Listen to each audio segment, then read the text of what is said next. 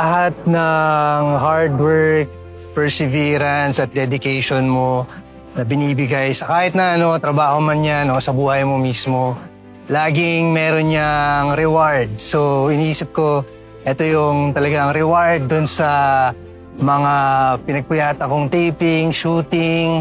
Ito yung parang balik dun sa dedication na ginawa mo buong career. So yun.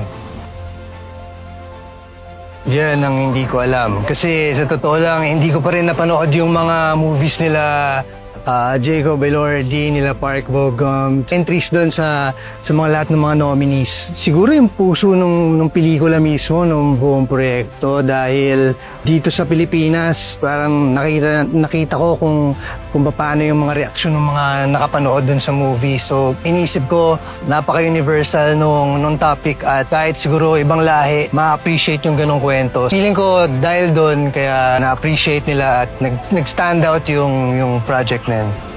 Siyempre, lahat ng yan ay hindi mangyayari kung hindi dahil sa lahat ng mga sumusuporta. So, inaalay ko ito sa kanilang lahat, sa lahat ng mga sumusuporta, sa mga artistang Pilipino. Maraming salamat sa inyo. Para sa inyo to. At sana magsilbing inspirasyon pa para sa mga aspiring actors at kahit sa mga veteran actors, maging inspirasyon sa lahat ng mga Pilipino at magbutihin lahat ng mga trabaho nila, maliit man o malaki.